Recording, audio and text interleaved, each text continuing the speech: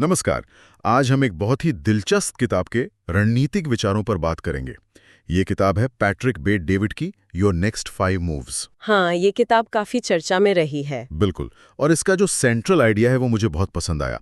मतलब कैसे शतरंज के खिलाड़ियों की तरह सोचें, हमेशा 5 कदम आगे का सोचना, अपने काम में, अपनी जिंदगी में। आज की हमारी ये जो चर्चा है, ये उपलब्ध स्रोत सामग्री मतलब the next 5 move strategy framework के कुछ अंशों पर आधारित होगी। ठीक है। हमारा मकसद है ये देखना कि ये सोच, ये फ्रेमवर्क हमें स्पष्टता कैसे दे सकता है, कैसे हम एक बेहतर रणनीतिक योजना बना सकते हैं। तो हम बात करेंगे किताब में बताई गई उन 5 खास चालों या मूव्स के बारे में। जरूर। तो फिर शुरू करते हैं। चलिए इसे खोलते हैं। बिल्कुल।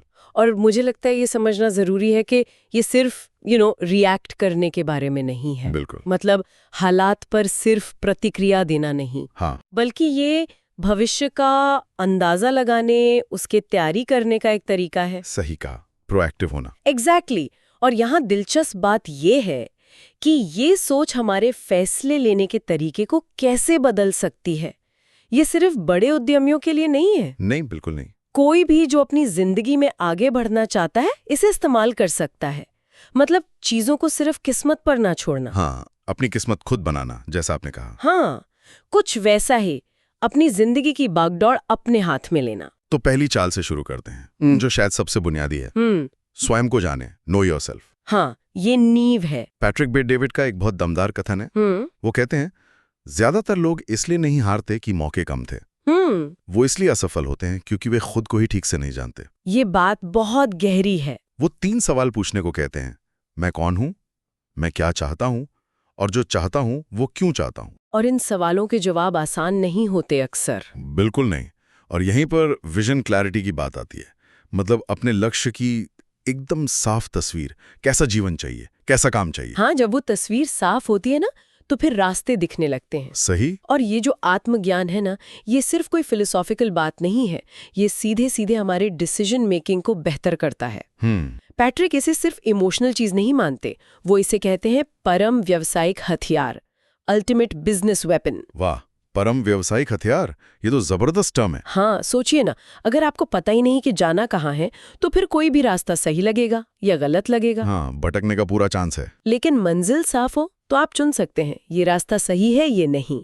आत्मज्ञान अंदर का शोर कम करता है और बाहर स्पष्टता लाता है। मतलब ये बताता है कि किस चीज को हाँ कहना है, किसे ना। एग्जैक्टली। अच्छा, तो ये हुई पहली चाल, खुद को जानना। अब दूसरी चाल पर आते हैं। हाँ, तर्क करना सीखें, नो हाउ टू रीजन।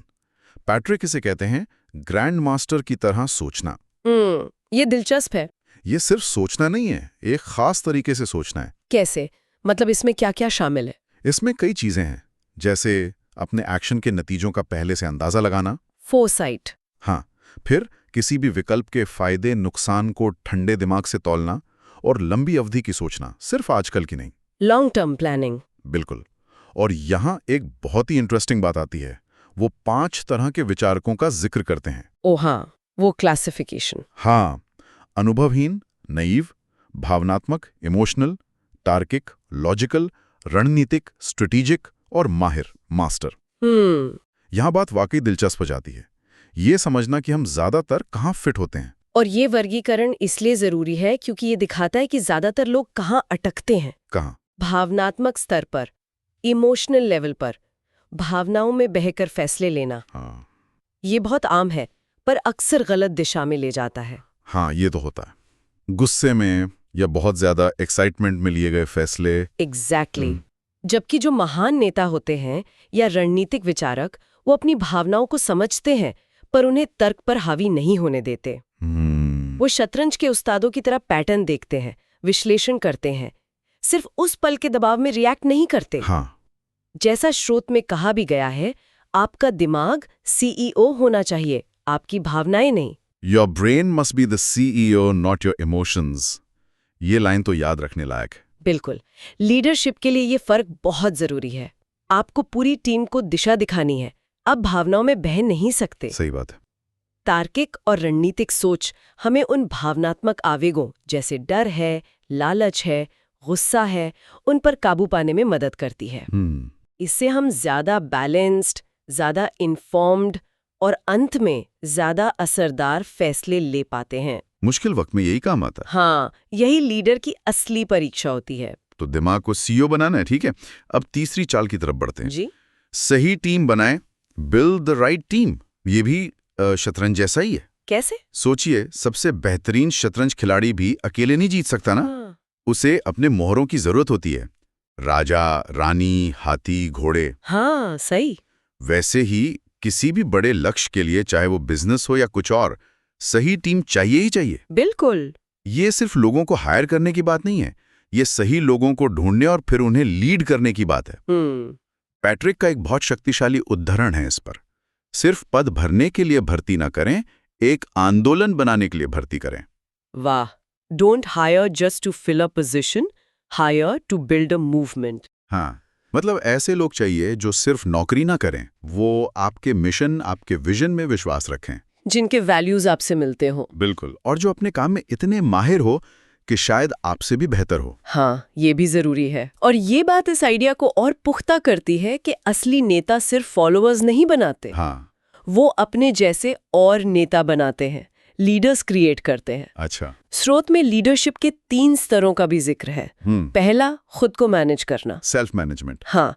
दूसरा, दूसरों को मैनेज करना, अपनी टीम को। और तीसरा, सबसे ऊंचा स्तर, लीडर्स को लीड करना। ऐसे लोग तैयार करना जो खुद दूसरों को लीड कर सके। ये तो एक पूरा सफर है लीडरशिप का। हाँ, और अगर हम इसे बड़ी तस्वीर से जोड़ें तो टीम बनाने का रणनीतिक महत्व साफ हो जाता है। जैसा कहा गया है, आपकी दृष्टि का कोई मतलब नहीं है अगर आपकी टीम उस पर विश्वास नहीं करती है। Your vision means nothing without a team that believes in it. ये बात तो 100% सही है। आप कितने भी अच्छे प्लान बना लें, अगर टीम ही मोटिवेटेड नहीं है या सक्षम नहीं है या आपके विजन से जुड़ी हुई नहीं है तो कुछ नहीं होगा। सब धरा का धरा रह जाएगा। हाँ, सही टीम आपके विजन को उड़ान दे सकती है और गलत टीम उसे डुबो सकती है।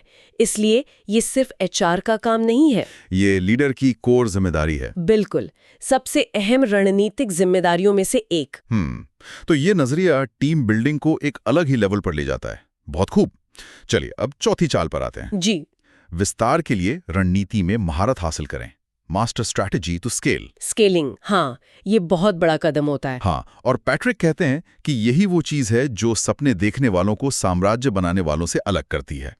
जब आपके पास दिशा साफ हो, पहली चाल, टीम मजबूत हो, तीसरी चाल, तो अगला कदम है विस्तार करना, स्केल करना। लॉजिकल नेक्स्ट है। यहाँ पैट्रिक व्यापार की तुलना युद्ध से करते हैं। कहते हैं स्केलिंग के लिए वैसी ही तैयारी चाहिए, हर चाल सोच समझकर, कंपटीशन के हमलों का अंदाजा लगाना और सबसे जरूरी ऐसे सिस्टम बनाना जो आपके होने या ना होने पर भी काम करें, आपके एफर्ट को मल्टीप्लाई करें। Systems thinking. हाँ, उन्होंने कुछ स्ट्रेटेजिक थिंकिंग फ्रेमवर्क्स का भी जिक्र किया है, जैसे एक ही समय में अटैक और डिफेंस करना सीखना। मतलब बाजार में बढ़ना भी और अपनी पोजीशन मजबूत भी रखना। बिल्कुल, सिर्फ अच्छी आदतों पर निर्भर न रहना, बल्कि स्थायी सिस्टम बनाना, और दिनों या हफ्तों में नहीं, दशकों में सोचना। Long term vision. हाँ, यहाँ आर्किटेक्चर शब्द बहुत महत्वपूर्ण है। जैसा कहा गया है, स्केलिंग भाग्य नहीं है, ये आर्किटेक्चर है। Scaling isn't luck, it's architecture.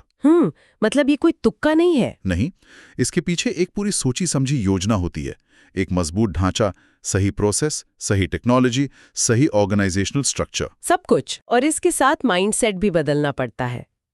स्रोत में एक और बड़ी उत्तेजक बात है।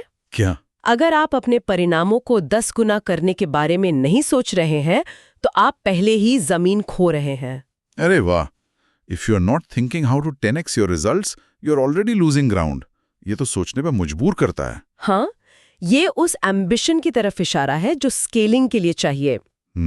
इस चौथी चाल का जो असली लक्ष्य है वो सिर्फ बड़ा बनना नहीं है। तो क्या है? एक ऐसा सिस्टम बनाना जो सेल्फ सस्टेनिंग हो, आत्मनिर्भर हो, जो आपके बिना भी चलता रहे, बढ़ता रहे। अच्छा, ताकि आप पर निर्भरता खत्म हो जाए। हाँ, ये आत्मनिर्भरता जरूरी है, क्योंकि यही चीज किसी व्यक्ति के प्रयास को एक स्थायी विरासत में बदलती है। ये सुनिश्चित करता है कि आपने जो बनाया है वो आपसे भी बड़ा और टिकाऊ हो। और ये लीडर को भी फ्री करता है। कैसे? रोजमर्रा के कामों से निकलकर वो और बड़ी और ज्यादा रणनीतिक चीजों पे फोकस कर सकते हैं। आत्मनिर्भरता और टिकाऊपन, सही कहा।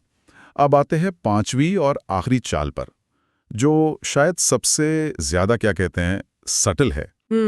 पावर प्ले में महारत हासिल करें, मास्टर पावर प्लेस। ये सुनने में थोड़ा इंटेंस लगता है। हाँ, ये चाल है प्रभाव के बारे में, इन्फ्लुएंस के बारे में। मतलब शक्ति, समय और स्थिति के खेल को समझना और उसमें माहिर होना। ओके। पैट्रिक जोर देते हैं कि ऊंचे लेवल पर सिर्फ कड़ी मेहनत काफी नहीं होती, आपको स्मार्ट मूव्स भी आने चाहिए, सही समय पर। इसमें कई स्किल्स आ जाती हैं, जैसे लोगों को पढ़ना, उनके इरादे, उनकी जरूरतें समझना, रीडिंग पीपल। हाँ, अपने और दूसरों के ईगो को मैनेज करना, नेगोशिएशन स्किल्स, मोल भाव की कला। नेगोशिएशन तो बहुत जरूरी है। बिल्कुल। और सबसे जरूरी, सही मौके पर बोल्ड कैलकुलेटेड रिस्क लेना, साहसिक कदम उठाना। स्रोत में कुछ उदाहरण भी हैं, जैसे समय की शक्ति का इस्तेमाल करना, कब इन्वेस्ट करें, कब बेचें, कब चुप रहें। शक्ति, अपनी जानकारी, कॉन्टैक्ट्स, ब्रांड का सही फायदा उठाना, और परसेप्शन की शक्ति, लोग आपके काम को कैसे देखते हैं उसे कंट्रोल करना। ये तो बहुत गहरी बातें हैं। हाँ, यहाँ एक बहुत ही बारीक बात है। जैसा कहा गया है, व्यवसाय में शक्ति सबसे जोर से बोलने वाले को नहीं मिलती, ये सबसे रणनीतिक व्यक्ति को मिलती है। In business, power doesn't go to the loudest, it goes to the most strategic. हाँ, मतलब सिर्फ जोर दिखाना या शोर मचाना ही पावर नहीं है। असली शक्ति सही जानकारी, सही समय पर एक्शन और दूसरों को प्रभावित करने की क्षमता में है। शतरंज के खिलाड़ी की तरह चुपचाप चाल चलना। बिल्कुल। जो चिल्लाता नहीं पर मात दे देता है। तो ये समझना क्यों जरूरी है, ये पावर प्लेस वगैरह? और यहीं ये महत्वपूर्ण सवाल उठता है कि आखिर ऊंचे स्तर पर इन डायनामिक्स को समझना इतना जरूरी क्यों है, चाहे वो बिजनेस हो, पॉलिटिक्स हो या कुछ और। हाँ। ये पावर प्ले सिर्फ छोटी जीत के लिए नहीं होते, ये लंबे समय में आपकी सफलता की दिशा तय करते हैं। ओके। एक सही रणनीतिक कदम या सही व्यक्ति के साथ गठबंधन आपको कंपटीशन में बहुत आगे ले जा सकता है।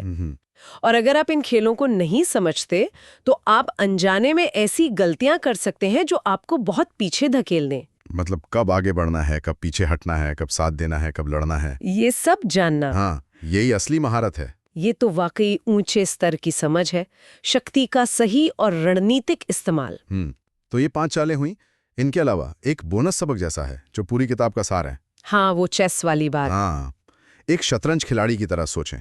Think like a chess player. Patrick बार बार कहते हैं कि बिजनेस और जिंदगी ये चेकर्स का खेल नहीं है। नहीं, ये शतरंज है, कहीं ज्यादा जटिल। हाँ, ज्यादातर लोग बस अगली चाल चलते हैं, जो सामने आया उस पर रिएक्ट किया, जैसे चेकर्स में होता है। बिल्कुल। जबकि जो माहिर खिलाड़ी होते हैं, ग्रैंड मास्टर, वो हमेशा 5, 7, 10 चाल आगे का सोच रहे होते हैं। वो सिर्फ अपनी चाल नहीं सोचते, वो सोचते हैं कि इस पर सामने वाला क्या करेगा, फिर उसके जवाब में मैं क्या करूंगा। पूरी चेन रिएक्शन। हाँ, नतीजों का अंदाजा लगाना, जवाबी हमलों के लिए तैयार रहना और अक्सर खेल को उस तरफ मोड़ देना जहां उनकी जीत पक्की हो, जबकि बाकी लोग समझ ही रहे होते हैं कि क्या हुआ। एग्जैक्टली। ये दूरदर्शिता, ये तैयारी, ये रणनीतिक जमावट ही उन्हें वो बढ़त दिलाती है। तो संदेश साफ है, रिएक्ट मत करो, अपनी अगली 5 चालें प्लान करो। बिल्कुल। तो इस सब का क्या मतलब है, अगर हम इसे समेटें? निचोड़ क्या है? संक्षेप में, पैट्रिक बेट डेविड के फ्रेमवर्क के हिसाब से जीतने के लिए 5 चीजों में महारत चाहिए। पहला, खुद को जानना। हाँ। दूसरा, स्पष्ट रूप से तर्क करना सीखना, भावनाओं से ऊपर उठकर। सही। तीसरा, सही टीम बनाना, जो मिशन में विश्वास रखे। चौथा, विस्तार के लिए रणनीति बनाना, स्केलिंग। और पांचवा, पावर प्ले को समझना और साधना। ये हैं वो 5 चालें। एकदम सही कहा। और ये याद रखना जरूरी है कि ये कोई झटपट सफलता का फॉर्मूला नहीं है। नहीं, बिल्कुल नहीं। ये एक लंबा खेल है, इसे धैर्य से, दूरदर्शिता से और सटीकता से खेलना होता है। जैसा स्रोत में कहा गया है, सबसे अच्छे खिलाड़ी ज्यादा मेहनत नहीं करते, वे ज्यादा स्मार्ट खेलते हैं। The best players don't play harder, they play smarter. हाँ, ये भी एक बेहतरीन लाइन है। असली ताकत मेहनत के साथ साथ सही रणनीति और दूर की सोच में है। ये 5 चालें मिलकर एक बहुत शक्तिशाली ढांचा बनाती हैं, जो हमें ज्यादा सोच समझकर ज्यादा असरदार तरीके से आगे बढ़ने में मदद करता है। हाँ। तो पैट्रिक बेट डेविड की किताब योर नेक्स्ट 5 मूव से जो ये स्रोत सामग्री हमने देखी, उसका मुख्य संदेश साफ है। यह दूरदर्शिता और योजना की शक्ति के बारे में। कैसे आगे की सोचकर हम अपने भविष्य को बेहतर तरीके से कंट्रोल कर सकते हैं। और जैसा हमने कहा, ये सिर्फ बिजनेस के लिए नहीं है। नहीं, ये जिंदगी के हर पहलू पर लागू होता है। करियर, रिश्ते, पर्सनल गोल्स। हाँ, भविष्य की योजना बनाना और कई कदम आगे सोचना, ये हर जगह काम आता है। बिल्कुल। तो इस चर्चा के अंत में श्रोताओं के लिए एक सवाल छोड़ते हैं। हाँ, जरूर। एक विचार करने लायक प्रश्न, इन्हीं अवधारणाओं पर आधारित। ठीक है। इन 5 चालों को देखते हुए स्वयं को जानना, तर्क करना, टीम बनाना, रणनीति बनाना और पावर प्ले में महारत हासिल करना। अगर किसी को अपने सफर में इनमें से किसी एक पर सबसे पहले महारत हासिल करनी हो, तो वो कौन सी चाल होनी चाहिए जो शायद बाकी सबकी नींव रख सके, और क्यों? ये दिलचस्प सवाल है। कौन सी चाल सबसे पहले? स्वयं को जानना या तर्क करना या टीम? हाँ, इस पर सोचना इंटरेस्टिंग होगा। शायद अलग-अलग लोगों के लिए उनकी स्थिति के हिसाब से जवाब अलग हो सकता है। सही बात है, सोचने के लिए एक अच्छा बिंदु।